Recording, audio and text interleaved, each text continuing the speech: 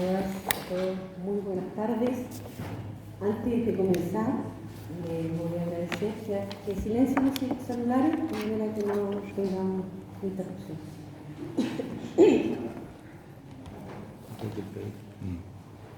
En el nombre de las Misiones, les agradezco su asistencia a esta presentación. Siempre las presentaciones son un festejo, a pesar de que podamos tener un poco ganas de festejo, pero bueno, de todos modos nos alegramos de poder estar compartiendo la aparición pública de este libro, el trabajo de alargamiento de quienes nos acompañan en la mesa. Del pueblo en llamas a la democracia cartucha. Historia, subjetividad y proyecto político en el mapa Lautaro, 1982-2004. Su autor, Pedro Rosas. Pedro es profesor de Historia y Geografía de la Universidad de los Lagos, magíster en Historia y Ciencias Sociales de la Universidad Arci. Obtuvo el doctorado en Estudios Americanos con mención en Historia por la Universidad de Santiago de Chile. Hoy es investigador postdoctoral de la Universidad de La Plata, Argentina. Además, es director de la Escuela de Pedagogía en Historia y Ciencias Sociales de la Universidad Academia Humanismo Cristiano.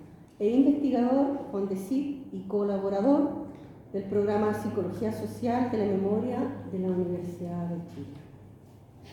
Pedro es autor de varios escritos publicados en diversos medios y revistas, así como de algunos libros. La primera publicación con LOM se tituló Rebeldía, Subversión y Prisión Política, Crimen y Castigo en la Transición Chilena, 1990-2004. En él aborda la experiencia de quienes sufrieron la prisión política como la continuidad de las prácticas dictatoriales durante la primera década de la postdictadura. Reconstruye allí la subjetividad rebelde, como él denomina a las luchas por la dignidad de los presos, y denuncia de manera acuciosa la experiencia de los presos políticos en democracia, de la cual él fue uno de los rehenes y uno de los testigos. El libro que hoy nos convoca pone el foco en la historia, subjetividad y proyecto político en el Mapu Lautaro, como ya decíamos, porque esto es la bajada del título, ¿no? Desde 1982 al 2004. Este texto sin duda se inscribe en la historia política de los últimos 50 años. En él sitúa en contexto histórico la emergencia y desarrollo político y militar del Mapu Lautaro en su lucha contra la dictadura de Pinochet. Su accionar durante la década de los 80 y los primeros años de la década de los 90, contribuyendo a esclarecer aspectos controvertidos y pocos conocidos de la transición chilena. Aborda también la subjetividad militante, que de alguna manera el tema que señalábamos había abordado ya en el primer libro, los componentes de su imaginario revolucionario, sus vinculaciones con organizaciones y movimientos sociales, sus relaciones internacionales, la política de Estado para la persecución política y encarcelamiento, abarcando hasta los primeros años de la década del 2000. Agradecemos a Pedro la perseverancia en la búsqueda y seguimiento de este tipo de temas, ¿no?, que enriquecen la mirada y el análisis del periodo, así como el análisis de la acción y la historia de nuestras izquierdas. Nos acompañan esta tarde para comentar el libro Loreto López González, Juan Carlos Gómez e Igor Goico. Vamos a ir dando la palabra uno a uno. Yo voy a presentar ahora a Loreto, que es la primera persona que va a dar inicio a los comentarios. Loreto López es doctora en Ciencias Sociales por la Universidad de Chile, magíster en Estudios Latinoamericanos y antropóloga social de la Universidad de Chile. Diplomada en Diversidad Cultural por el Instituto de Antropología e Historia de México y el Instituto Indigenista Americano. Es especialista en metodologías cualitativas para la investigación social y en estudios sobre memorias colectivas del pasado reciente de Chile. Loreto, la palabra es tuya.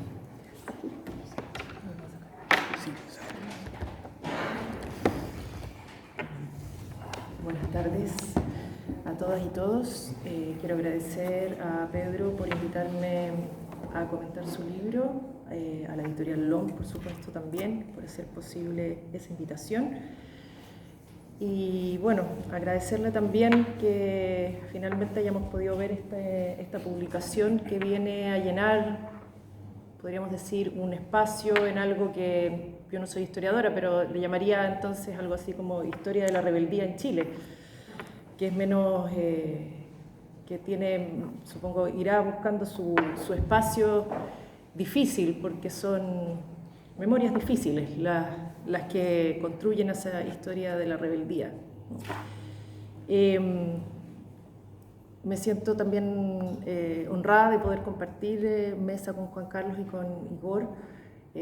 Yo vengo más bien de la antropología, del campo de los estudios de la memoria, donde es muy importante la voz de quienes este libro retrata, pero el libro nos ayuda, ¿cierto?, a tener por lo menos una aproximación. No es la primera, porque Pedro ya había escrito, digamos, sobre esto, y hay varios otros autores que se han aventurado en algo que diría está bastante en los márgenes, porque toca un tema que todavía sigue siendo difícil y se intenta domesticar, ¿cierto?, que es la perseverancia y la existencia de la violencia política en nuestro país, que hasta el día de hoy, digamos, la presenciamos, o aquella violencia con propósitos, ¿no?, políticos, de la que todavía el espacio público se resiste a conversar y a comprender. Entonces creo que nos ofrece una muy buena, podríamos decir, un buen documento. Creo que también el libro es un documento histórico en sí mismo, más allá de su aproximación historiográfica. Creo que en este trabajo de sistematización y de también aportar a las fuentes para comprender ese ejercicio es en sí mismo también se gana ese espacio. Pero para empezar yo quería decir algo muy así como de la emoción que me generan estas historias, sin que haya mucha voz todavía en este libro de los protagonistas. Y es que es la misma sensación que tuve al ver no sé si ustedes recordarán esa serie periodística Guerrilleros, que transmitió Chilevisión en el año 2015, todavía está colgada en YouTube y en la página de Chilevisión para quienes quieran verla, que es como una gran desazón por esas vidas que entraron, podríamos decir, a la confrontación con la dictadura con los ojos bien abiertos. La dictadura no los tomó por sorpresa y el golpe no los sorprendió. Por lo tanto, hay ese ímpetu que uno ve también en esa serie y que también se aprecia algo, y que está mucho, ¿cierto?, en ese lenguaje que utilizaba el Lautaro, ese ímpetu. Yo no voy a decir juvenil, porque es un ímpetu que todos podemos tener en cualquier momento de la vida, dependiendo de las circunstancias que estamos enfrentando, pero que se va, podríamos decir, apagando. Y eso también, cuando uno lee estos libros, es como uno sabe el desenlace. Entonces no puedo dejar siempre de sentir desazón por esas vidas impetuosas que hoy día, y quizás ese es el libro que sigue, no sabemos en qué están. Y eso es algo que a mí me falta en general en estos cortes historiográficos, de poder entender qué ocurrió con esas personas, para poder entender hacia dónde se movió ese ímpetu, un poco a veces lo que uno ve con el cierre que tiene ese documental Actores Secundarios, ¿no? Cuando te logran por lo menos decir en qué están las personas hoy día o hacia dónde se movieron después del triunfo del no. Entonces para mí leer estas historias me produce mucho esa desazón. Y también esa necesidad, ¿no?, que existía en los 80, que creo que queda bien plasmada en este libro, de la necesidad de acelerar el tiempo, que es algo que yo en mi tesis doctoral también pude ver con estas personas que cuentan que no les pasaron todas las atrocidades de las violaciones a los derechos humanos, pero ese túnel sin final, ¿no?, que era la dictadura, que no parecía que no iba a llegar nunca al final. Entonces la necesidad de acelerar, ¿sí?, el transcurso del tiempo, porque estaba ese letrero puesto en distintas partes de Santiago, pero parece que en el aeropuerto había uno que decía: en orden y paz, Chile avanza.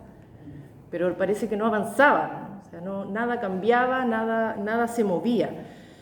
Y entonces, si no puedes mover el contexto, claro, mueves tu propia vida, ¿no? Aceleras el transcurso del tiempo y se vive muy rápido y se muere muy pronto también, como es una fugacidad. Y eso creo que es algo que retrata un poco también este libro. Y también pienso, y ahora más entrando en el campo de la memoria, y también me genera esa pregunta que también la tuve el año 2015 cuando vi esa serie televisiva, Guerrilleros: ¿cuándo es el momento de la escucha social para estas historias? Porque la memoria, y sobre todo en su despliegue en el espacio público, va a depender mucho de que haya la posibilidad de escuchar esas historias. Y escucharlas a veces desde un lugar distinto al que, en este caso, como retrata bien el libro, la circunscribió podríamos decir, el orden dominante en ese momento de la política transicional, reflejada en cómo los medios de comunicación retrataban, ¿no?, a los lautaristas como esta subversión sin un proyecto político detrás, sin un ideario, una suerte de continuación de podríamos decir, de un ritmo, ¿no?, contestatario rebelde que venía de la dictadura y que a lo mejor no había podido detenerse. Entonces, ¿cómo poder escucharlas desde otro lado? O sea, poder abrir un espacio de escucha a esas historias, más centradas ahora no tanto en su práctica o en el uso de las armas, para que el libro se esfuerza en exponer que es orgánica, no es una lucha armada e inorgánica, pero que todavía creo que en eso estamos en deuda, o sea, y sigue siendo una deuda, porque hoy día tampoco podemos entender el uso de la violencia con los propósitos políticos. O sea, sigue siendo una especie de anomalía y sigue siendo castigada. Entonces, creo que esa escucha, todavía estamos en deuda de poder escuchar esas historias desde otro lugar, donde la violencia tenga un lugar, pero no es el único. Entonces me parece que ahí hay algo ahí que tenemos que repensar, y que las coyunturas nos están empujando hacia allá. O sea, yo creo que el trabajo de memoria que viene tiene que ver con eso, con abrir ese espacio de escucha a estas historias, más allá el buen recuento de acciones, digamos, que hace Pedro en el libro, ¿no? Y luego, ¿quiénes son los llamados a narrar esas historias, ¿no? Aquí habla el historiador, el compañero de celda seguramente, pero ¿dónde están esas reflexiones, esas voces, ¿no?, de los propios protagonistas? Yo creo que también hay que moverse un poco hacia allá. Y algo que también creo que es algunas preguntas, para salir, ¿no?, de la desazón, siempre mi pregunta frente a estos protagonistas es: y bueno, ¿qué quedó? ¿No? ¿Qué quedó de esto? Quienes participamos en las movilizaciones del 18 de octubre en adelante, muchas de esas maravillosas frases, digamos, y poética, rebelde, que tenía el Lautaro, no las vi en las paredes, en las calles. Y ahí hay algo, entonces hay algo que, claro, que se trunca o que no logra trascender en el imaginario, ¿no?, que puede ser recuperado, ¿cierto?, como una poética a rayar, a grafitear en las paredes. Entonces, ¿hacia dónde se movió esto? ¿Qué quedó? ¿Dónde están? ¿Qué se recupera o se rescata de ese ideario que, más que rebelde, a lo mejor en el momento de transición era contestatario? O sea, derechamente a un modo de vida, como dice muy bien ahí, ¿no?, a una propuesta de vida cotidiana. Pero como para quienes venimos de la antropología sabemos claramente que cambiar el sentido común y transformar la cultura, ¿no?, es un hueso duro de roer. O sea, se logra, no solo se logra, y no únicamente con las armas o la fuerza, la persuasión, la hegemonía, para pensar un sentido común o una vida cotidiana distinta, claro, hay que, supongo, construirla desde distintos frentes. Entonces, creo que esa dimensión como de lo contestatario o incluso de lo alternativo, que me imagino que sería una palabra que en ese momento no les debe haber gustado mucho, digamos, lo alternativo era un medio naif, ¿no? Yo creo que es también lo que hay que explorar, o sea, más bien ese proyecto, ese ideario, ¿no? Porque aquí creo que hay atisbos, pero ahora yo le hincaría el diente, creo que hay que ese ideario, o sea, pasando a este despliegue espectacular, digamos, del que además hay mucho registro seguramente en los medios, pero tenemos menos registro de esa propuesta, ¿no? De ese cambio de sentido común, de esa crítica al modo de vivir y convivir que se funda en la dictadura y se consolida en la transición, y que hoy día nos tiene, por supuesto, en lo que estamos. Entonces, creo que hay que también hacerse esa pregunta por ese sentido común distinto, que era el que aquí se atisba, que propone, ¿no? Que proponía el Lautaro, para poder entender hacia qué horizonte cultural se buscaba mover. Y esa entonces puede ser una memoria, yo diría, también útil a estas coyunturas en las que estamos ahora. Y también, insisto, en retomar la pregunta por la comprensión de la violencia política, que hoy día me parece seguimos atrapados en el repudio o en la incapacidad de comprender cuál es ese lugar de esas prácticas para poder lograr la transformación. Y yo animaría también a... Para quienes venimos del campo de la memoria, evidentemente el vínculo con estas historias son muy importantes porque también nos atisban, o sea, nos ayudan a ir entendiendo cómo se van generando posicionamientos, ¿no? Frente al pasado, distintos a los que también han sido hegemónicos. Y en eso la autocrítica de, como dice también Jorge Montealegre, de haber perseguido o haber solo abierto el espacio legítimo a un conjunto de memorias que, por cierto, fueron urgentes durante los primeros 20 años de la transición, urgentes desde lo político y lo jurídico, como fueron las memorias de las víctimas de violaciones a los derechos humanos, y haber dejado eclipsadas o relegadas, ¿no? Memorias referidas a esta agencia, de quienes, como decía al principio, entraron con los ojos muy abiertos y muy dispuestos, ¿no? A morir, o como te dije alguna vez, Pedro, creo que en la presentación del último libro de Juan Cristóbal Peña, creo, ¿no? Es sobre el frente. Vencer o morir, mucho morir y poco vencer. Entonces, creo que esa necesidad de también mirar, ¿no? Esa agencia de quienes decidieron conscientemente ir a esa lucha y entender también esta posibilidad de acción, más allá del resultado, es necesaria también un poco para entender, para poder transitar hoy día a memorias que resultarían, para mi gusto, urgentes al momento que estamos viviendo, ¿no? O sea, todo presente, toda revuelta como la del 18 de octubre reclama su memoria. Y claramente no es la memoria de las víctimas lo que se está reclamando en este presente. Y entonces creo que tenemos una deuda también con dotar de memoria, y no me refiero, con memoria no son antecedentes, sino que de narrativas y discursos que alimentan este proceso que para algunos es de lucha, para otros es de transformaciones profundas, para otros sigue siendo de contestación y rebeldía, pero poder responder a esa pregunta de qué memorias para este presente. Viniendo del campo de la memoria, me parece que esa es como una pregunta fundamental, y creo que el libro apunta un poco a esa, nos ayuda a empezar a transitar ese camino.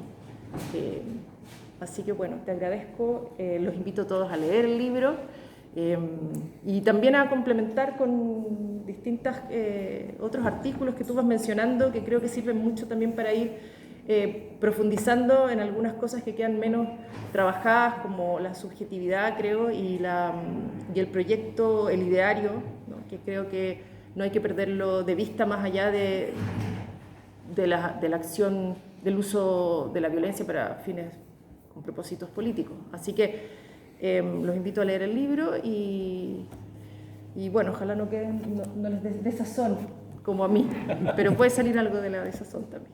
Gracias.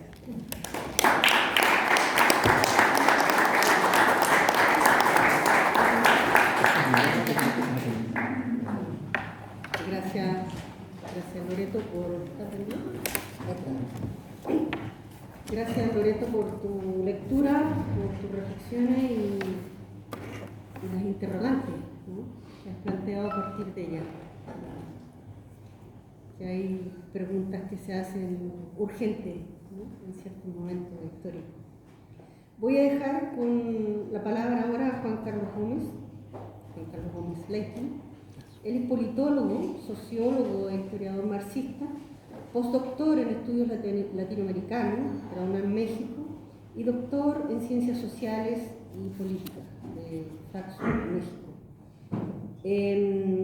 Es autor de diversos libros y artículos donde analiza la historia política reciente de América Latina y de Chile, centrando sus análisis en la democracia y la ciudadanía. Te dejo, Juan Carlos, con la palabra. Perdón, antes que saques el micrófono, hay algunos asientos por aquí que si gustan, ahí a lo mejor se puede poner la cartera a la orillita, y creo que por allá hay otro, para que no queden ahí en la puerta bloqueados. Hay unos asientos, pero yo creo que Juan Carlos tiene suyo. ¿Aló? Sí. ¿Sí? ¿Se escucha bien? Sí. Buenas tardes a todas, a todos y a todes. Agradecer en primer lugar a Pedro Rosas la invitación a compartir, a comentar, a divulgar, a hacer presente este libro en todos y cada uno de los que estamos aquí presentes. Y ojalá también que pueda ser un éxito de ventas, porque en una sociedad mercantil, neoliberal como somos, estos libros se venden y tienen que llegar entonces a todos los que quieran recuperar una memoria, como decía Loreto. El presente libro es un libro que se ubica dentro de lo que es la historia reciente de Chile, o la historia presente de nuestro país, como también de nuestro continente. Y hay una disputa ahí entre si es historia reciente o historia del presente. Pero es una historia viva, eso es lo importante.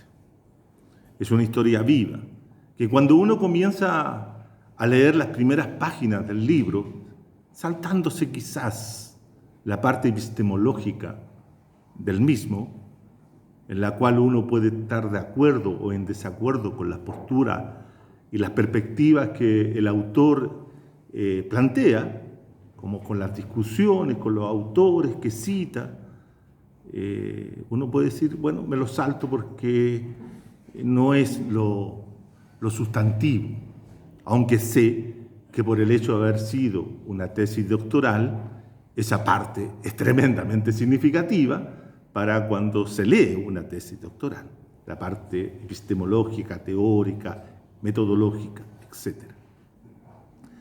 Pero cuando uno se adentra ya en el capítulo, en los 4 últimos capítulos del libro, uno comienza a tener distintas emociones, porque el libro golpea las emociones, más todavía de las personas como tal vez nosotros que fuimos parte de la generación de los 80 y fuimos parte de la generación que luchó contra la dictadura.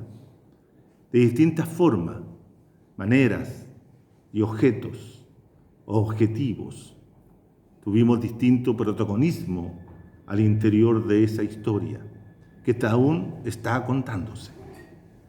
Y este es un primer mérito de este libro, el de Pedro, el de del pueblo en llama a la democracia cartucha.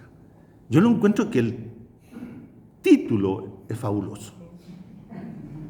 Es maravilloso, porque da cuenta de lo que justamente el propio grupo, la propia organización política del Mapu Lautaro se propuso.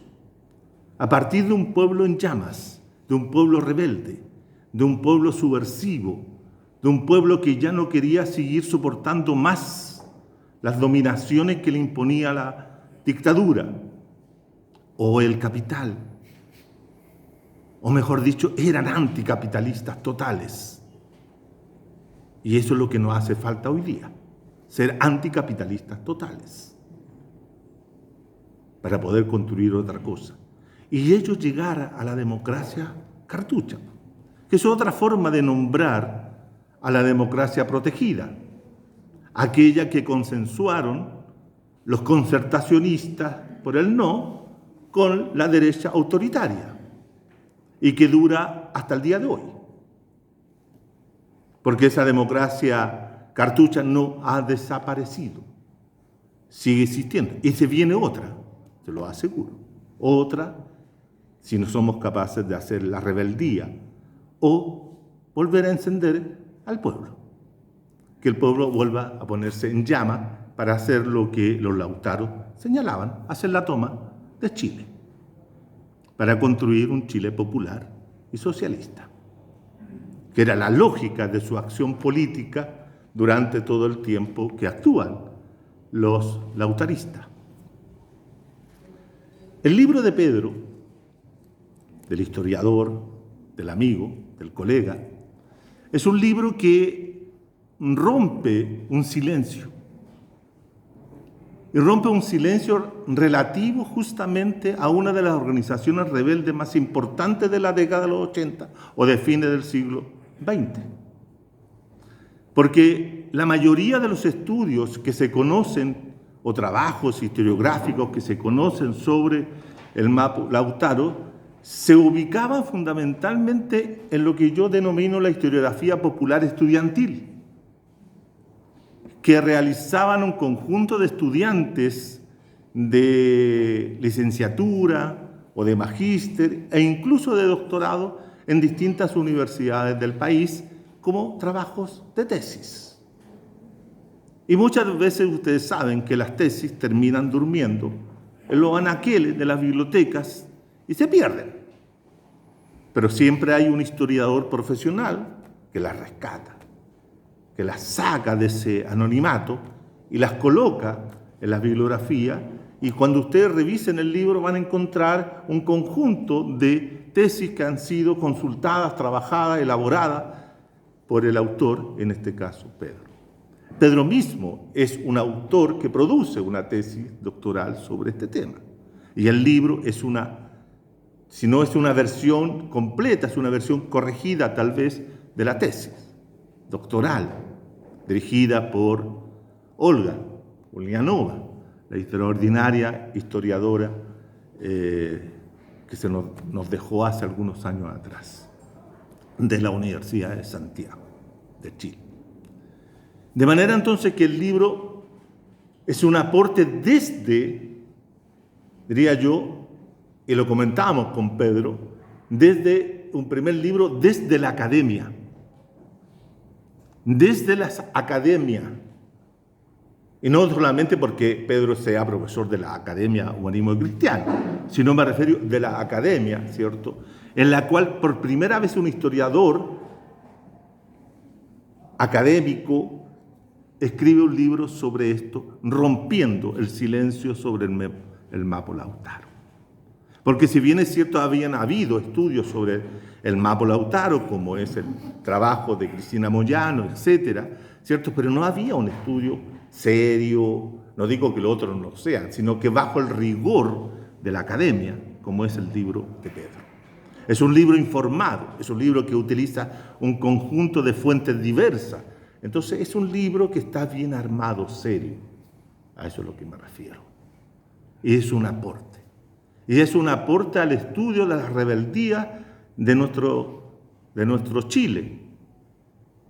Además, porque tiene algo que rompe la monotonía de los estudios sobre las rebeldías. En Chile hay mucha historiografía sobre el movimiento de izquierda revolucionaria, el MIR.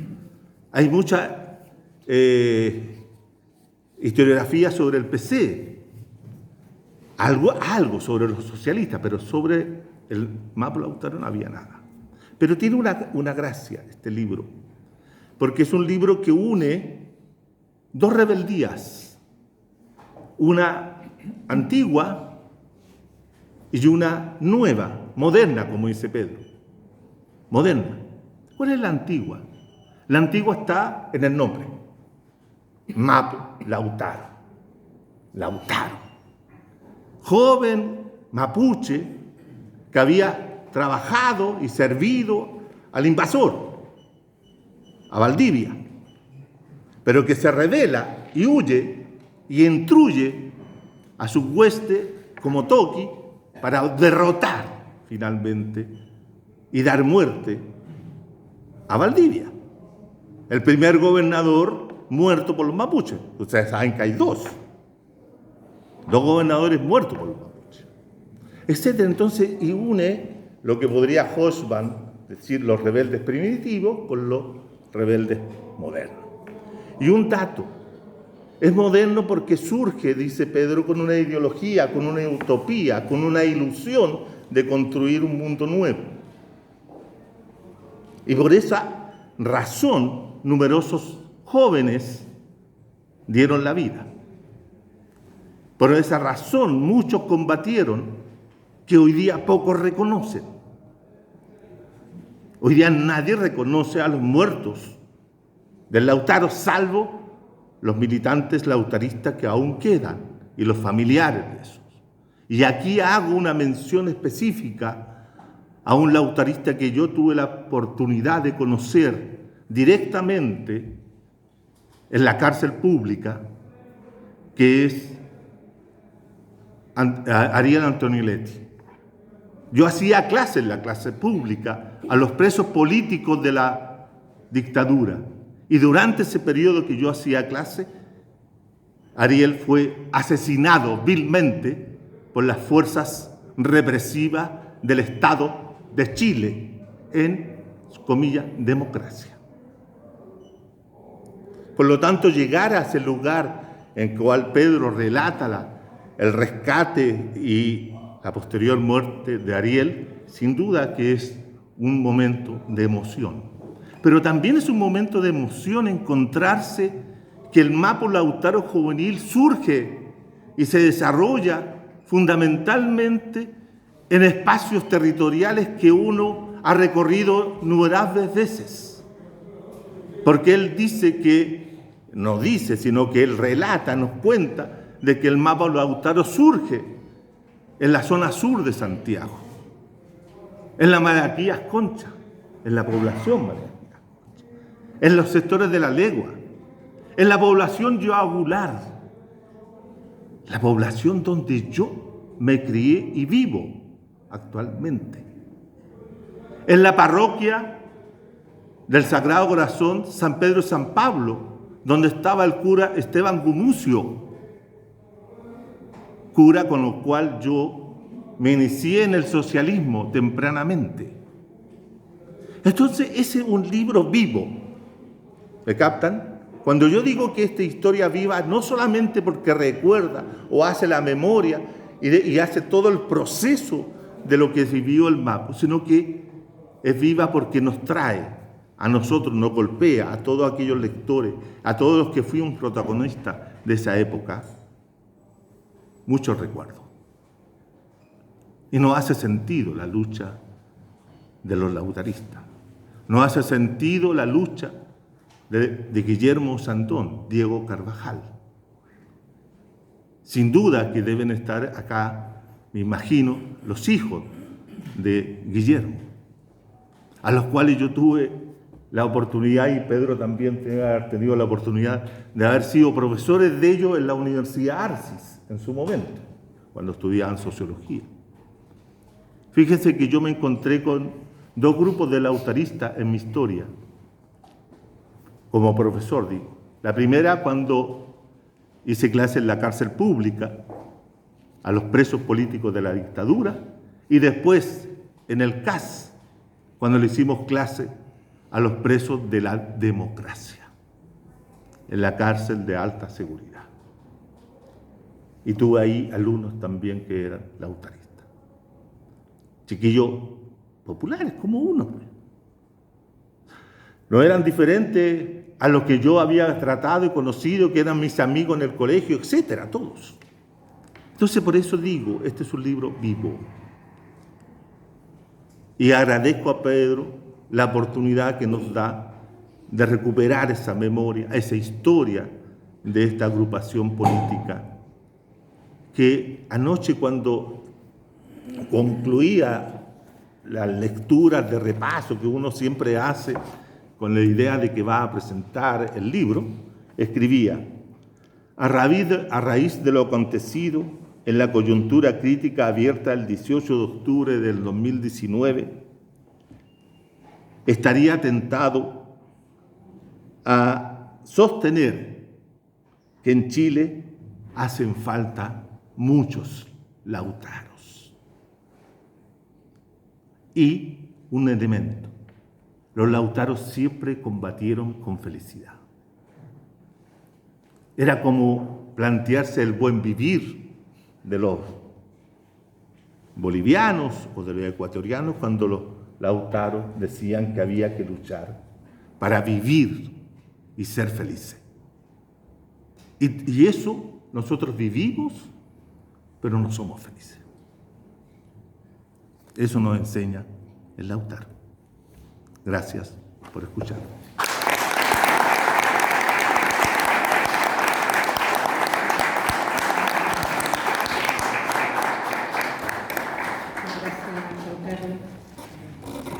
Por tu lectura y tu intervención. Voy a dar la palabra ahora a Igor Dojkovic Donoso, profesor de Historia y Geografía y bachiller en Historia por la Universidad Católica de Valparaíso, magíster actium en Historia por la Universidad de Santiago de Chile y doctor en Filosofía y Letras, ¿no?, por la Universidad de Murcia. Este es un libro publicado, destacan obras como Sujetos, Mentalidades y Movimientos Sociales en Chile, Entre el dolor y la ira, la venganza de Antonio Ramón, Chile 1914. Y bueno, hay otros. Igor, tienes la palabra. Gracias. Bueno, muy buenas tardes a todas, a todos. Como ya lo han señalado quienes me precedieron en el uso de la palabra, quiero agradecerle en particular a mi compañero, amigo y hermano Pedro Rosa por la deferencia que tuvo de invitarme a comentar el libro. Habría que señalar que esta es la segunda ocasión en que Pedro me invita a un acto de similares características y no para el mismo texto. El año 2004, hace 18 años atrás, tuve la ocasión de presentar, comentar y debatir con él en torno al libro Rebeldía, Subversión y Prisión Política. Por lo tanto, ya 2 veces me ha hecho el honor de invitarme a ser parte de este espacio. Quiero comentar tres aspectos de orden general, cada uno de ellos enfocado en cuestiones distintas o en problemas distintos. El primero tiene que ver con felicitar la iniciativa y en ese punto varios aspectos que ya se han comentado yo los comparto plenamente.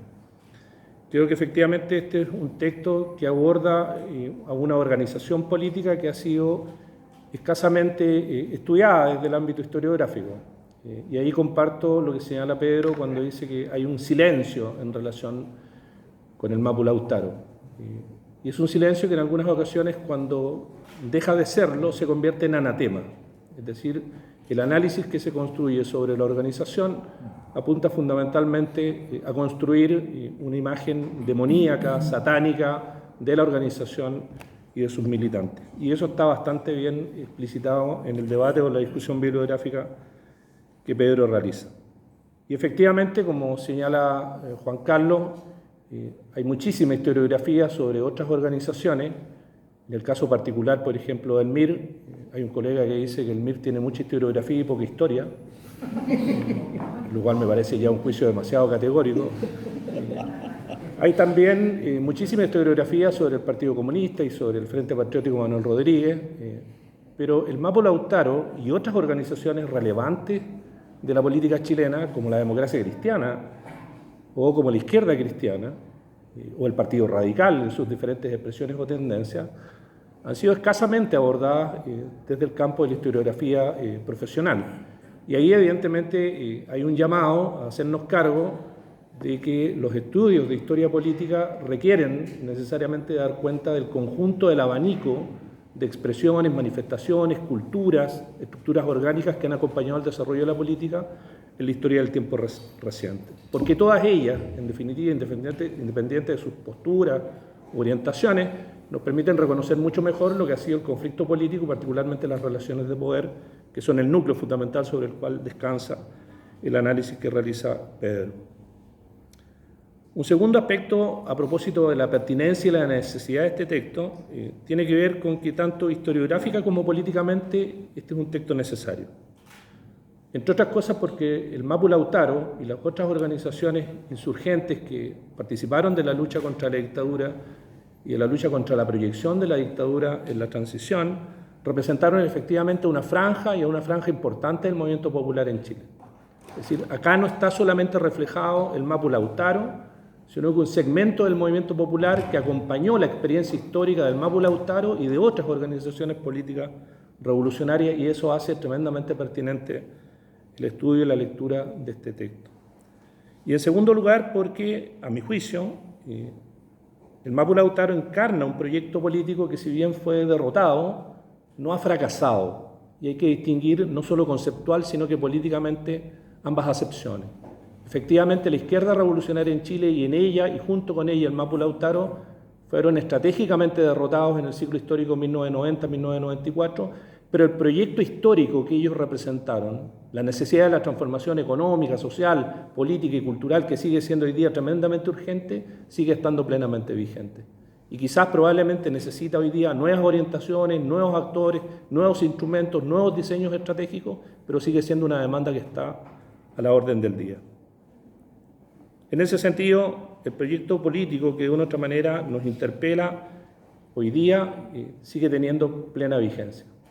Hay una necesidad y un requerimiento de alimentar no solo intelectual y académicamente ese proceso histórico, sino que también desde la perspectiva de la memoria, que es la que en definitiva nos permite rescatar, como decían muy bien quienes me precedieron en el uso de la palabra, a los actores, sus vocaciones, sus voluntades, sus deseos, sus aspiraciones, sus grandes amores, que fueron los que en definitiva los impulsaron o los estimularon a adoptar ese camino y a adoptar en particular el camino de las armas. Por lo tanto, lo primero que quiero enfatizar es precisamente felicitar la iniciativa, porque esta iniciativa en definitiva nos permite acercarnos a una historia mucho más amplia, que va más allá, en ese sentido, del Mapo Lautaro, que tiene que ver con el campo popular y tiene que ver en particular con las necesidades, los requerimientos, las urgencias del campo popular hoy día. En segundo lugar, y esta es la segunda idea que quiero plantear, este texto evidentemente también nos interpela desde el oficio del historiador, es decir, desde el campo historiográfico en sentido estricto. Y eso tiene que ver también con tres cosas. Primero, con que efectivamente estamos en presencia de un trabajo que se sitúa, a mi juicio, más claramente en el campo de la historia del tiempo presente, más que en la historia del presente, y desde ahí discute los enfoques que de una u otra manera han sido los predominantes a la hora de acercarse al Mapo Lautaro, como es el enfoque de la anomia. Los estudios iniciales, los que de una u otra manera pretendieron dar cuenta de la irrupción de este sujeto histórico que aparecía como disruptivo en el escenario político a mediados de los 80 y comienzos de los 90, fue la perspectiva de Durkheim sobre la anomia, que entre otros Tironi y Valenzuela desarrollaron ampliamente en la literatura de fines de los 80, comienzos de los 90. En ese sentido, Pedro lo que hace es discutir precisamente esas perspectivas, esos enfoques. Y sin desconocer los errores o los problemas que acompañaron el diseño y la puesta en ejecución de esa estrategia política, evidentemente se plantea desde el punto de vista de la recuperación de lo que fueron esas propuestas y de lo que fueron las gestas que estos sujetos desarrollaron al interior de ese proceso.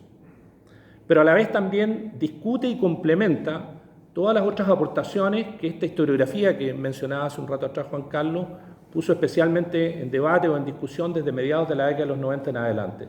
Esta historiografía que se desarrolla desde la academia, que tiene que ver fundamentalmente con estudiantes de pre y posgrado que, inquietos por las coyunturas históricas que ellos estaban viviendo en ese minuto, vuelven sobre el pasado inmediato para recuperar precisamente estas experiencias orgánicas y estas experiencias militantes que están contenidas en el Mapu Lautaro. Pedro, con mucha rigurosidad, pero a su vez también con mucha empatía, discute sus planteamientos, discute sus periodificaciones, las complementa, las aporta y construye lo que en este momento estamos presentando, que es una obra completa en relación precisamente con el Mapu Lautaro.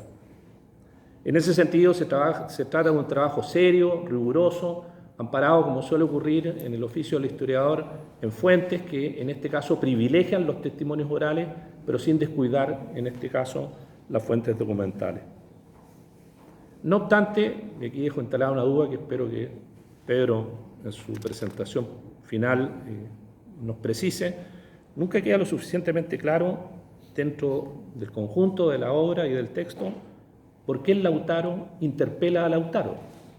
Lo hace más bien Juan Carlos al final de su intervención, pero en el texto no queda lo suficientemente explícito por qué los militantes lautaristas, hacia comienzos de la década de los 80, decidieron interpelar el nombre de Lautaro para los efectos de denominar la organización que en este caso estaban constituyendo. Espero que despeje esa duda, compañero. Por último, y en relación con lo que podríamos denominar los aportes que este trabajo nos sugiere, yo destaco fundamentalmente 4 elementos que me parecen sumamente importantes. Primero, lo que en este caso Pedro denomina la composición de la militancia lautarina, que tiene que ver fundamentalmente con los jóvenes urbanos populares, que se nuclean o se articulan en torno a los centros juveniles y a las comunidades cristianas de base, y que de una u otra manera constituían una suerte de ruptura histórica a propósito de los procesos de acumulación capitalista que se habían venido desarrollando en Chile, en especial desde mediados de la década de 1970 en adelante. Era lo que los prisioneros en un momento determinado denominaron los jóvenes que pateaban piedra y que de una u otra manera se instalaban en las esquinas y en las esquinas eran a su vez objeto de la represión política. Pero que viven un proceso de politización que es muy intenso, que es muy acelerado y que de una u otra manera se interrumpe con la derrota político-militar del Lautaro en torno a 1994. Y ahí, de una u otra manera, surge una inquietud que no es solamente historiográfica, sino que es también política, y tiene que ver con que hay una continuidad histórica desde el punto de vista generacional, como dice Pedro, respecto de esa franja de jóvenes populares, que luego no encontraron, en ese sentido, un camino o un discurrir desde el punto de vista político que permitiera darle continuidad a las luchas populares. La experiencia del Lautaro, en ese sentido, aparece como una experiencia reclusa, que queda contenida en un ciclo histórico específico, que es el ciclo histórico de la lucha de clases entre 1983 y 1994.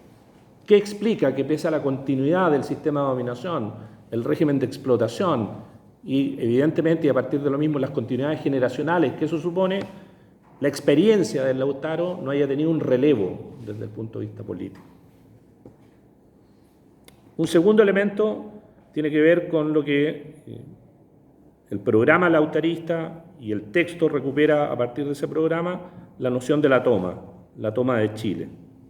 No solo como un diseño estratégico formal, a propósito de los documentos del MIR o los documentos del Frente Patriótico Manuel Rodríguez, que suelen ser muy densos desde el punto de vista de las categorizaciones con las cuales en ellos se refleja la pureza del marxismo-leninismo.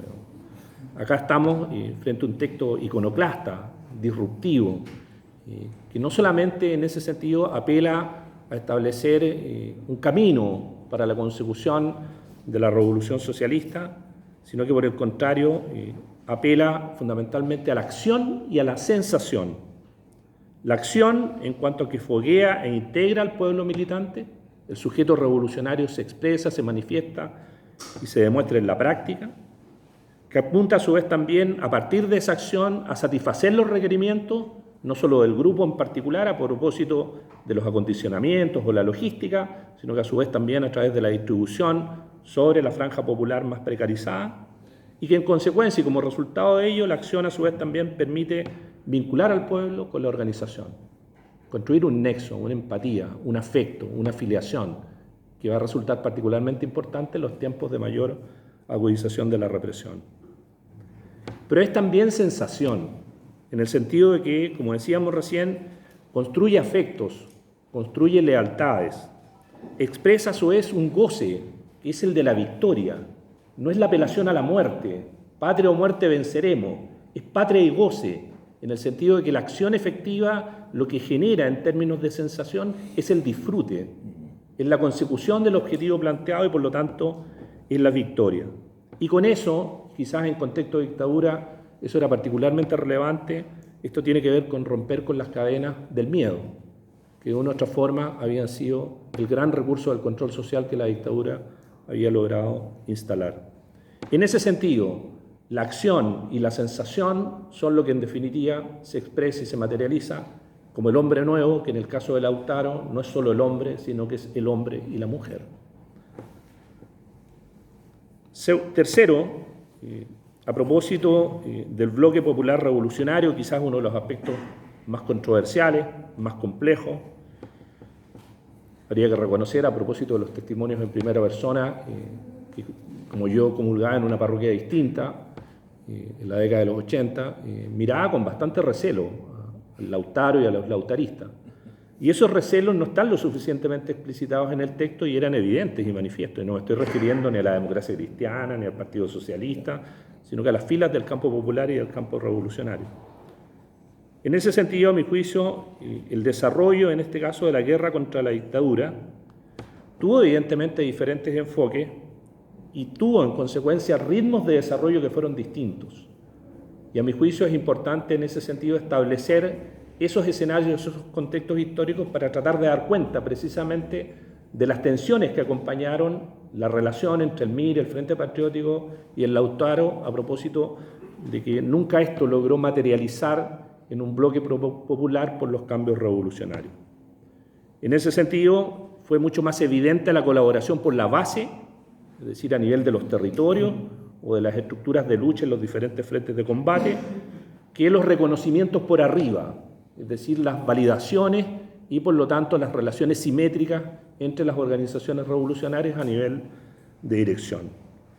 Hay una frase muy interesante donde el Pedro recupera una intervención de Diego Carvajal, donde da cuenta de una reunión que tuvo con Andrés Pascal en La Habana, y la frase es muy escueta: no entendió ni una hueá, a propósito de que el diálogo había sido absoluto y totalmente improductivo.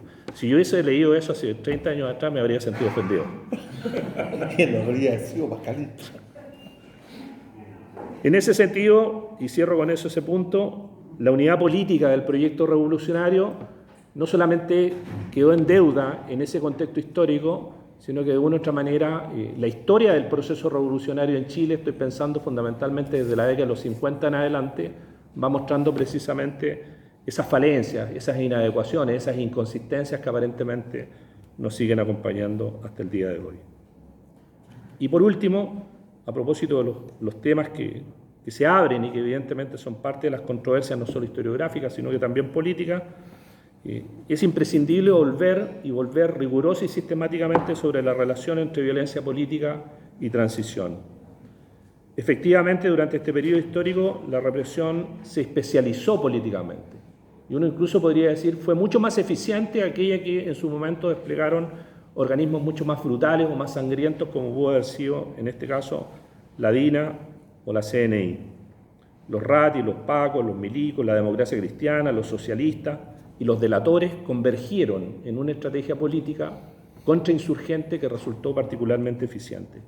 Y no solamente hay que leerla en términos de anatema, de crítica a la acción represiva, sino que hay que tratar de comprenderla, entenderla, ver cómo funcionó, porque esos mecanismos sobre los cuales se diseñó esa estrategia siguen estando plenamente vigentes. De hecho, estamos a pocos metros de la Agencia Nacional de Investigación de nuestro país. No sé si todos lo sabemos.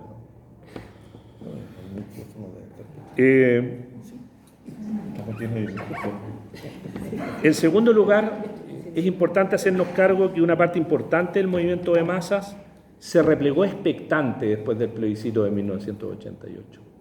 Es decir, la apuesta y la propuesta del proyecto revolucionario en Chile no logró interpelar y por lo tanto no logró movilizar a un amplio contingente del movimiento popular. Por el contrario, fue en ese sentido la apuesta de la alternativa burguesa, en definitiva, la que logró capitalizar políticamente el desarrollo del pueblo en llamas y no necesariamente las organizaciones revolucionarias. Y junto con ese repliegue expectante hay un agotamiento que de una forma acompaña una parte importante del campo revolucionario que termina replegándose sobre la vida doméstica. Es decir, no todos delataron, no todos traicionaron, no todos siguieron combatiendo. Una parte importante se fue para la casa, como decíamos, a mediados de la década de los 90. En ese sentido, el análisis sociológico, cultural, antropológico de las militancias políticas, yo creo que también es una necesidad imperiosa a la hora de observar las derrotas estratégicas del campo popular. Y por último, me parece que es relevante a su vez también incorporar dos dimensiones que son fundamentales. Una de política internacional, que Pedro desarrolla ampliamente en el texto, pero que creo que es particularmente importante a la hora de explicarse el colapso de las utopías, como es la caída de los socialismos reales, y junto con ello de los apoyos internacionales que una parte importante de la izquierda recibía en esa época. Pedro trata ampliamente de temas poco conocidos, como es, por ejemplo, el apoyo de los libios en su momento al Mapu Lautaro. Bueno, esos apoyos, esos respaldos, como consecuencia de los cambios en las relaciones internacionales, desaparecen a comienzos de la década de los 90. Y por último, a mi juicio, creo que no hubo una lectura lo suficientemente precisa, a lo menos en esa época, de lo que estaba haciendo la guerra de aparatos, que fue a la larga lo que terminó enfrascada la insurgencia popular en nuestro país. Como conclusión, me parece que este es un ejercicio de interpretación que se construye con todo el rigor del oficio del historiador.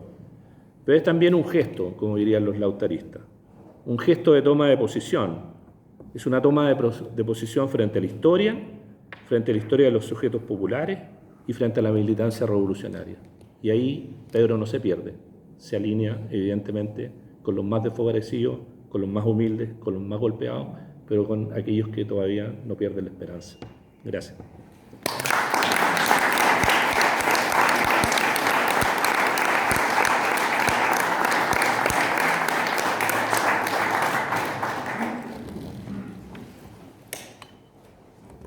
Gracias, Igor, por tu intervención, por tu lectura y por las pistas también de lectura y análisis para este texto y la realidad que vivimos, ¿no?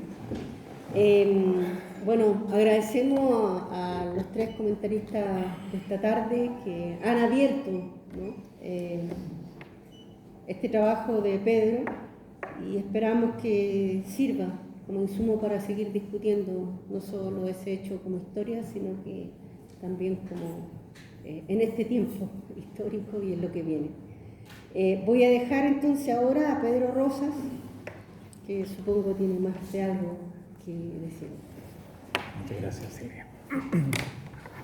Bueno, muy buenas tardes ya a todos los presentes, muy agradecido y emocionado también por la presencia de todos ustedes acá. Sé que este es un horario bastante complicado, difícil, ¿no?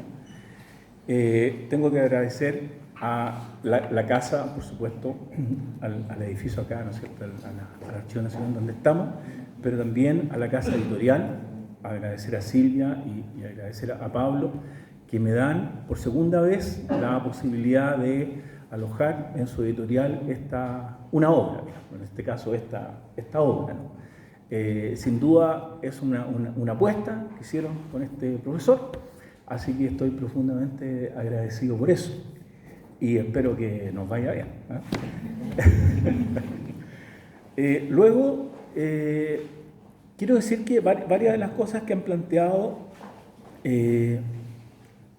Loreto, Juan Carlos y Igor respecto de presencias y ausencias en el libro, ¿no?, son cuestiones que algunas me acompañaron, otras sentí que me faltaba todavía maduración respecto de algunas cuestiones, y otras derechamente las dejé ahí para lo que venga, digamos, ¿no?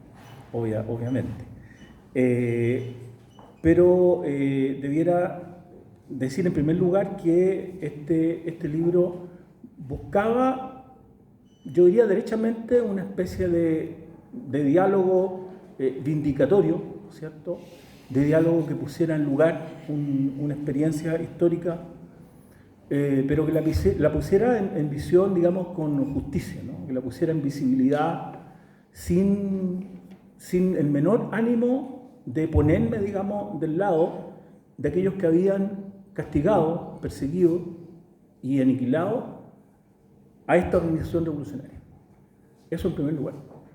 Por lo tanto, si alguien, sé que no de los presentes, digamos, pero si alguien quisiera buscar una especie de lectura objetiva en ese sentido tradicional de la historiografía, evidentemente no la va a encontrar, digamos, ¿no?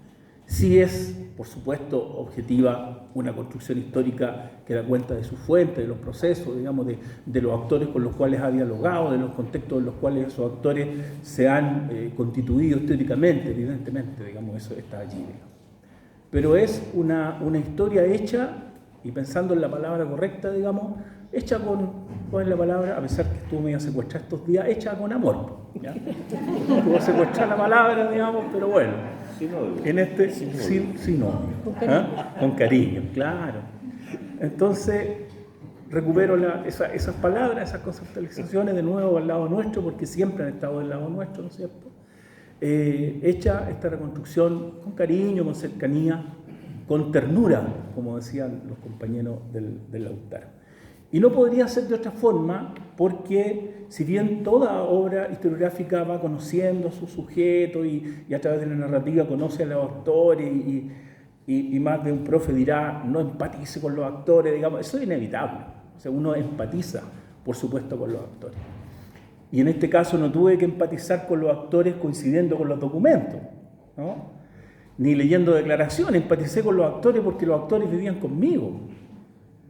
Y eso es fundamental. Y entonces cada vez que había algo ahí complejo, yo sentía que dialogaba, ¿no es cierto?, con un actor al cual conocía. Y a veces tuve la oportunidad en algunos momentos de ir a preguntarle, ¿verdad esto? ¿Cierto? ¿No?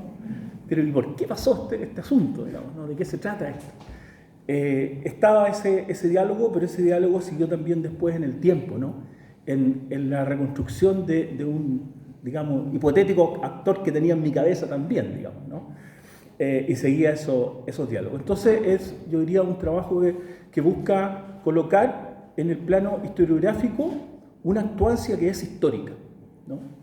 Y en tanto que actuancia histórica, me parece que, por supuesto, está sujeta a juicio y a evaluaciones, ¿no?, desde todas las disciplinas y desde la política y desde quienes, digamos, conocieron esa actuancia en tanto que actuancia histórica, digamos, y a esos actores también. Pero también hay una subjetividad que se constituye y es la que yo intento también mostrar, ¿no?, y dialogar con ella. La subjetividad de gente que comparte una y dos y también incluso casi hasta 3 generaciones. 1, 2 y media, ¿no?, generaciones de militantes revolucionarios desperdigados por el territorio, desperdigados en distintos lugares sociales, ¿no?, haciendo múltiples cosas en la vida cotidiana, teniendo hijos, teniendo amores, teniendo sueños, y combinando esas cosas con la lucha revolucionaria en el contexto de la dictadura. Es decir, una subjetividad que se constituyó tratando de ser, viviendo la revolución y la vida misma, digamos. Y los actores lo señalan muchas veces políticamente y también personalmente. Hay por ahí una figura que dice un compañero, yo en la revolución tuve a mi compañera, tuve a mi hijo, viví y amé, digamos. Por lo tanto, no es una historia de sujetos paradigmáticos, desarraigados, digamos, ¿no?, sino que es una historia donde la subjetividad es como la subjetividad de nosotros.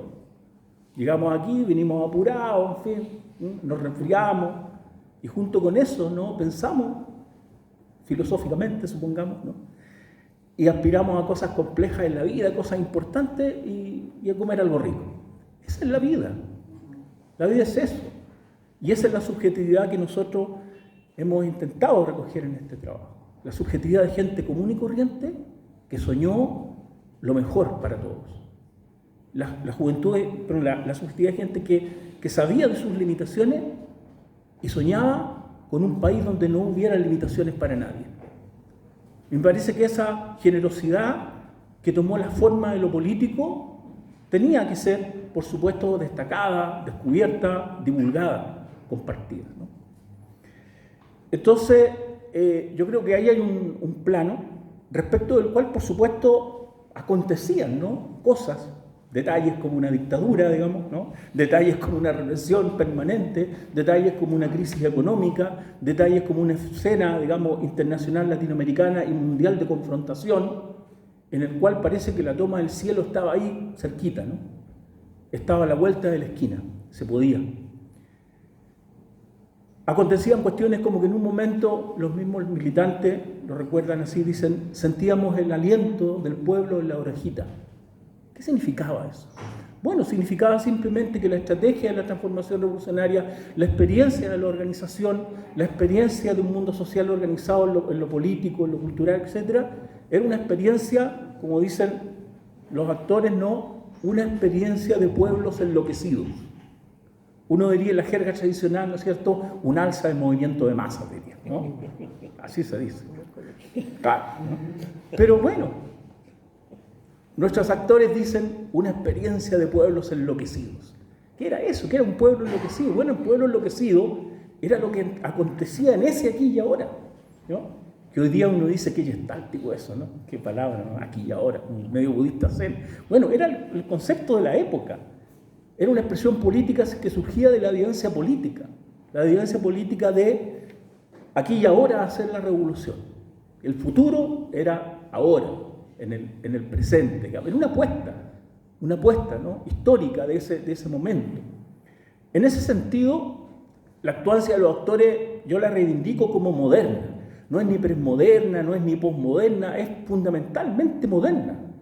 Entiende la historia en un sentido, entiende que la historia se construye, que no se construye ni por la magia, ni por una alteridad trascendental, se construye sobre la voluntad racional, sistemática y trabajosa de mujeres y hombres y jóvenes que quieren algo para sí, y que ese algo para sí va a producir algo concreto, ¿no es cierto?, en la vida cotidiana, en la historia.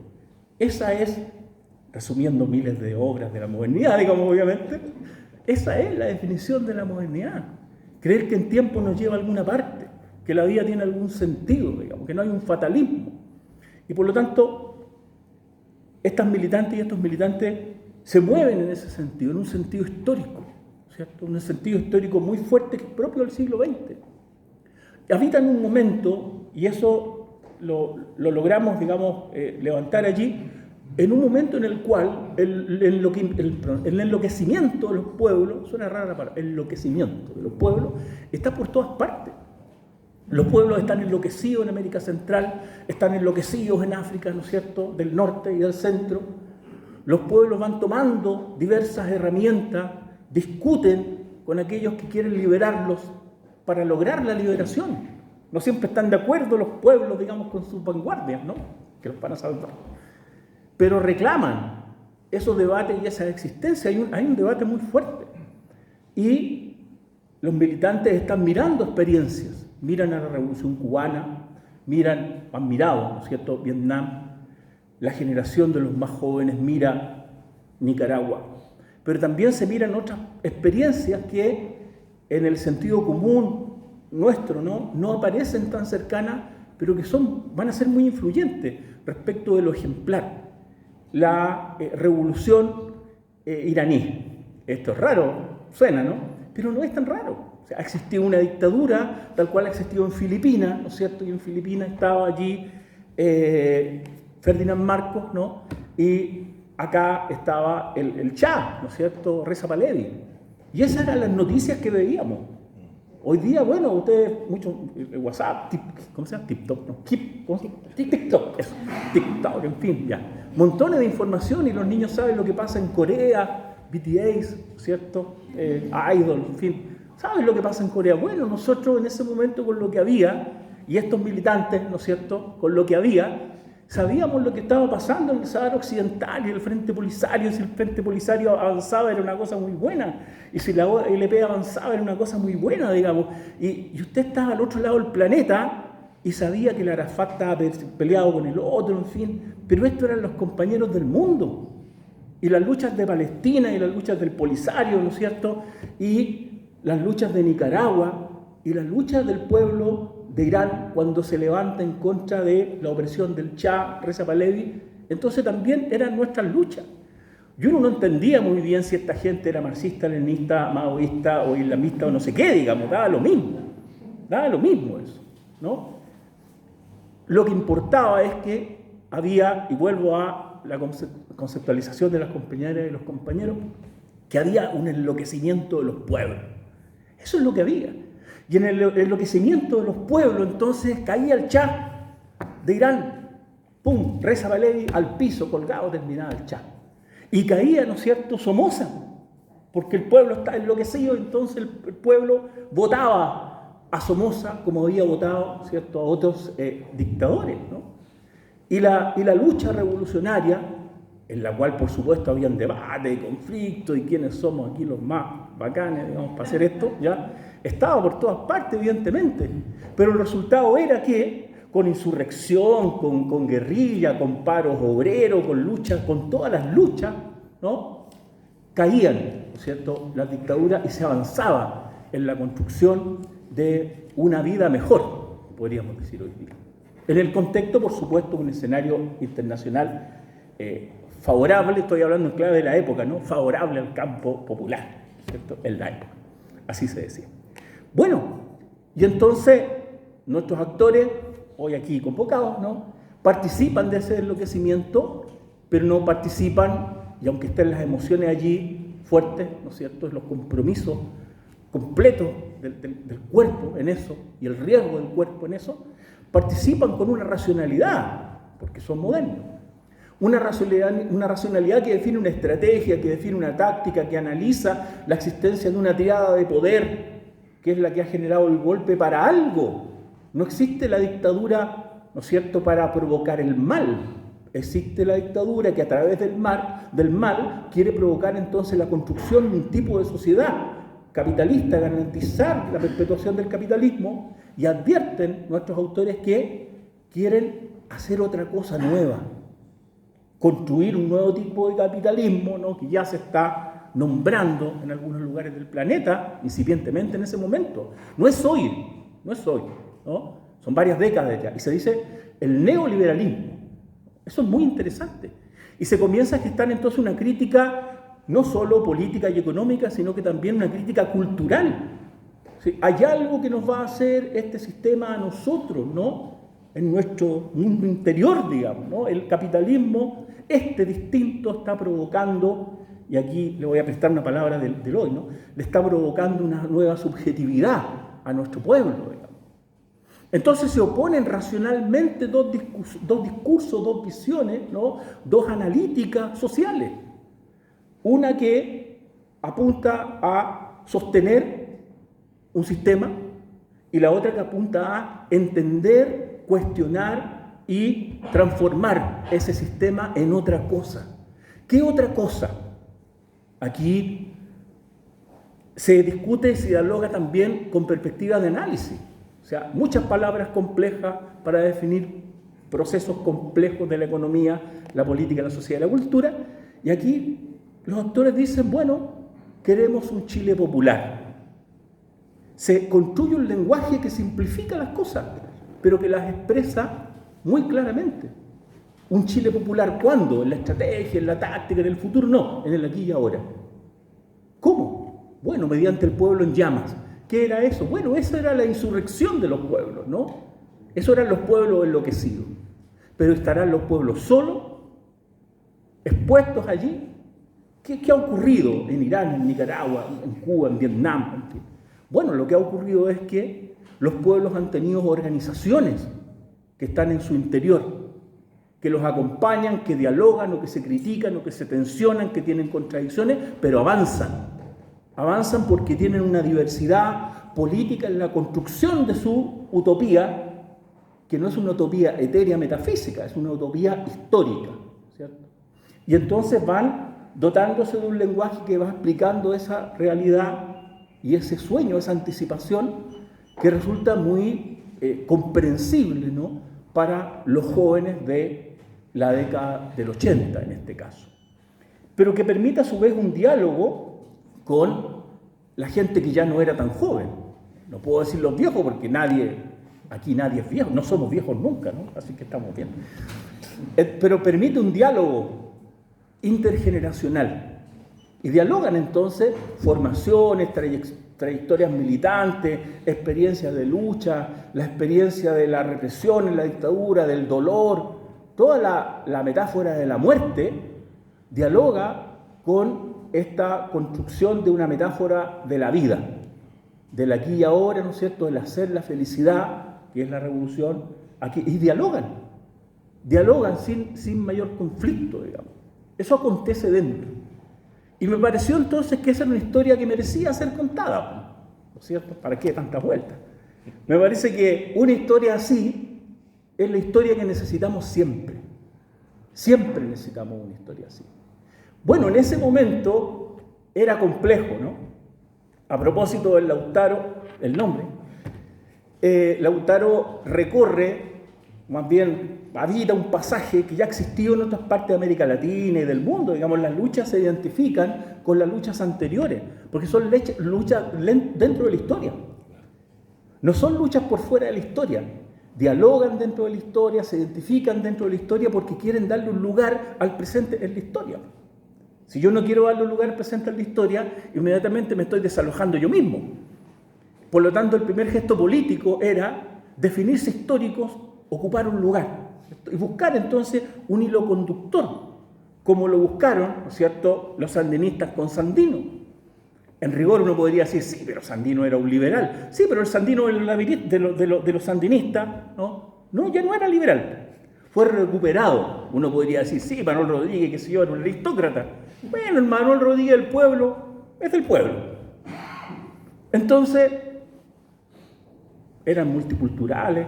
Los Lautaro no tenemos idea, ¿no? Es impensable una cosa así, ¿no es cierto? Es impensable.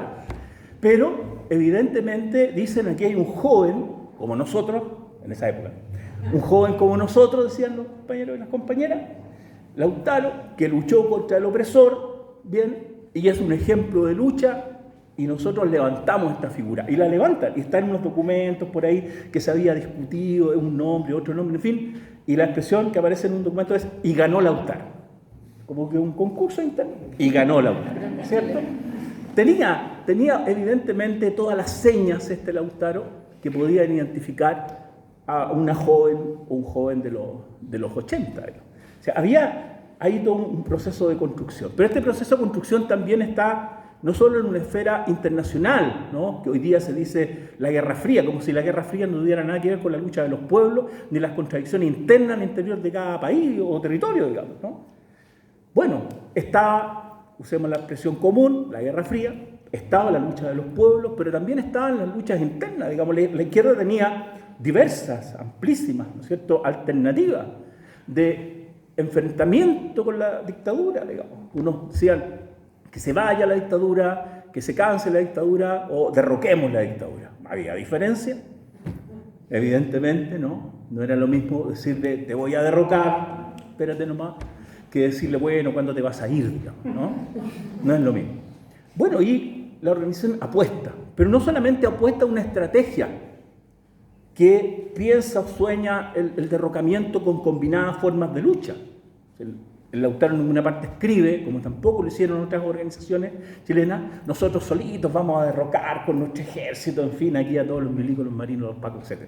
Eso es una cosa loca, era no entender la complejidad, digamos, la complejidad política de la situación.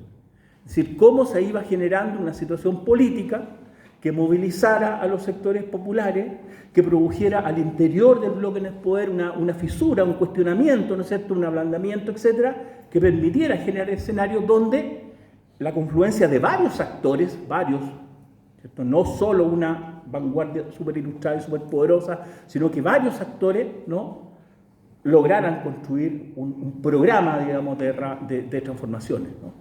un bloque transformador, un bloque popular revolucionario. Bueno, en ese escenario de divergencias que son políticas normales, digamos, por supuesto habían fantasmas que se construían. Yo coloco por ahí una declaración que es casi como muy personal, pero es histórica también, ¿no?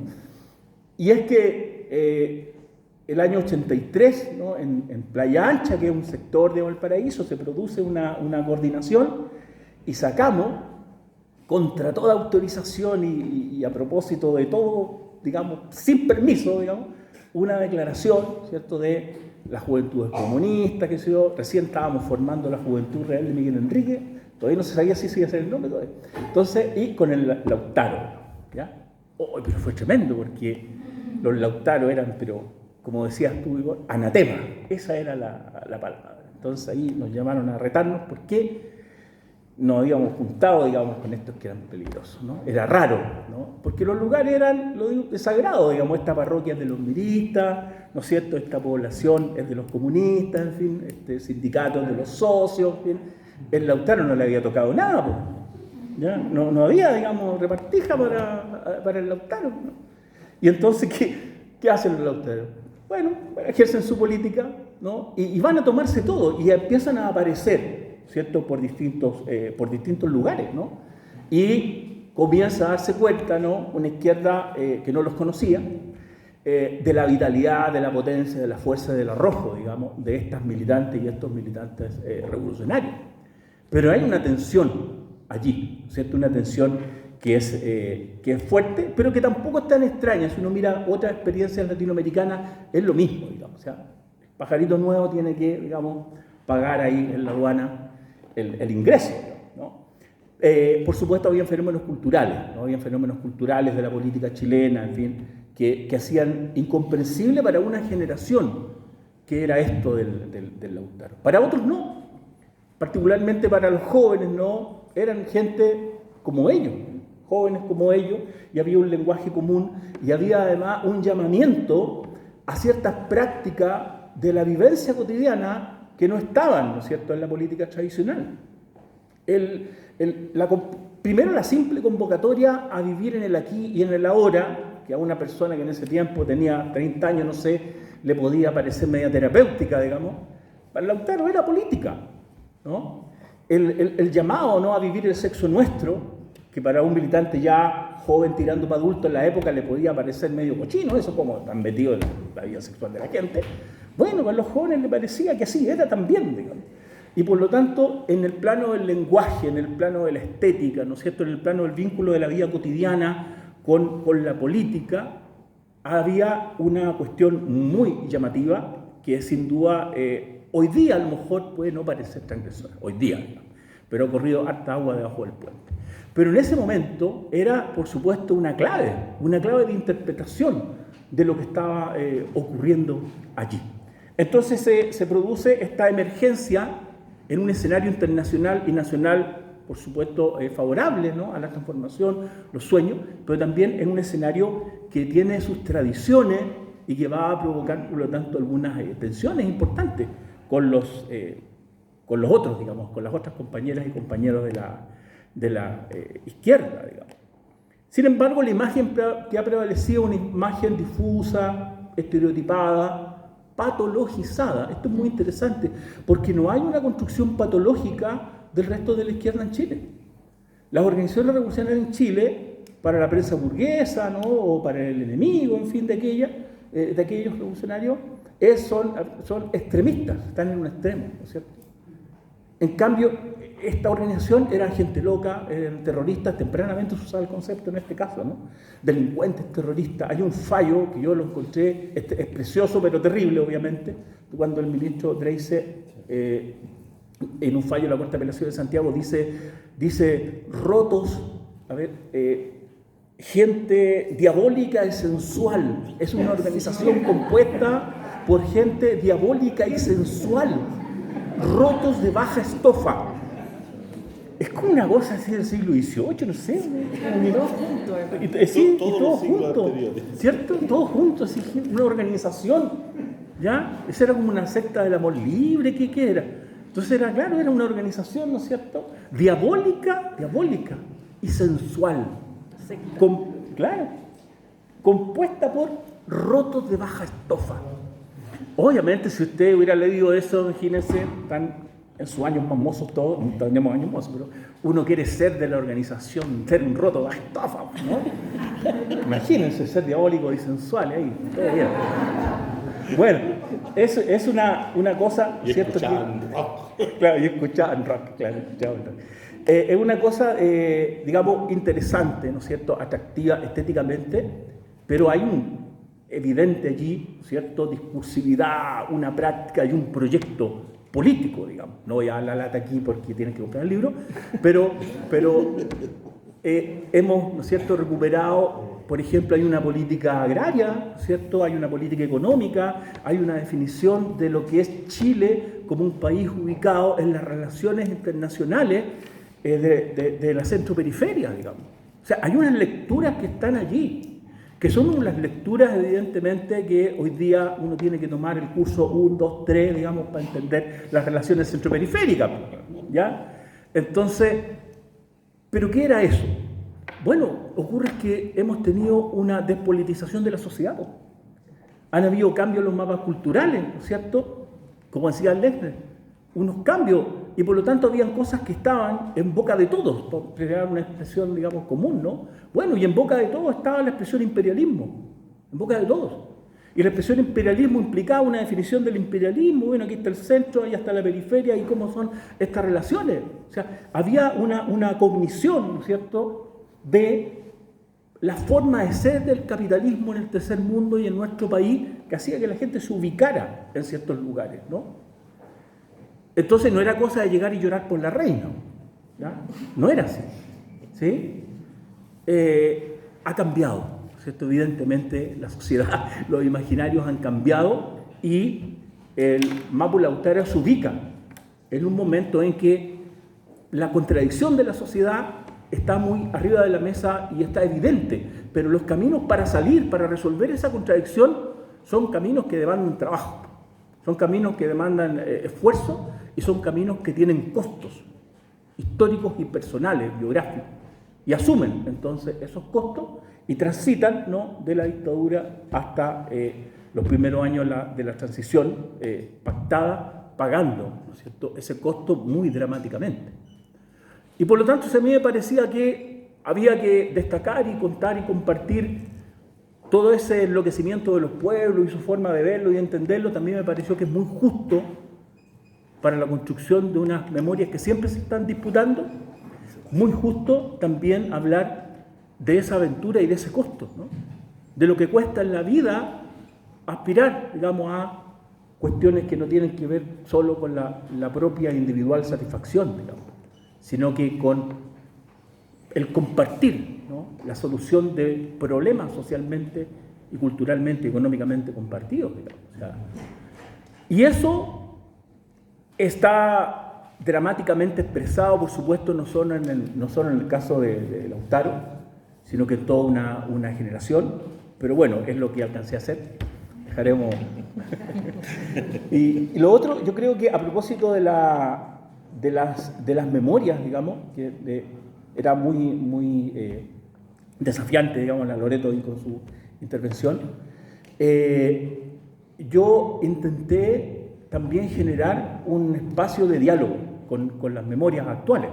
O sea, cómo las memorias actuales no se revisitan a sí mismas en sus propias experiencias de lucha. No solo, digamos, la lucha de los compañeros y de las compañeras y compañeros, digamos, operativos, ¿no es cierto? Que uno puede decir, el Lautaro es, qué sé yo, una cosa operativa, como una película, digamos, de espías y comandos, digamos, ¿no? No, es gente común y corriente histórica, que vive la historia como nosotros, y que estuvo en organizaciones sociales, y que hizo cultura, y que se peleó con el de allá y se amigó con el de acá, como lo hacemos todos nosotros en la política y en la vida, ¿no? Y por lo tanto me parece que es importante también rescatar esta expresión, ¿cierto?, que permita dialogar con nuestras memorias actuales. Entonces, colaborar a la construcción de un mapa político de nuestra historia reciente, de claves de interpretación de nuestra historia reciente también a través de esta experiencia, ser justo y dialogar con una experiencia que merece ser contada, pero también ayuda a pensar el aquí y ahora, ¿no? Cómo hay cierta metáfora de la historia inmediata que sabemos que no es lo mismo, no se repite, digamos, pero que tienen bastantes similitudes, ¿no? O sea, la apuesta de un pueblo, ¿no? Los caminos que se toman, los escenarios que se amoldan para la continuidad, a pesar de que las fuerzas del cambio aspiran al cambio, digamos. Es una tragedia histórica, entonces, ¿no? No lo cuento en tono de tragedia porque nos deprimiríamos, pero eso está allí, ¿no? O sea, apostamos y en nuestra apuesta y en nuestra puesta, ¿no es cierto?, de energía, de vida, las cosas salieron por otro lado. ¿Por qué? ¿Cómo? ¿Cómo llegó a ocurrir aquello? Bueno, intentamos también dar luces al respecto de eso. Así que bueno, reitero la invitación que afortunadamente todos han hecho a leer el libro y a compartir con estas historias. Muchas gracias.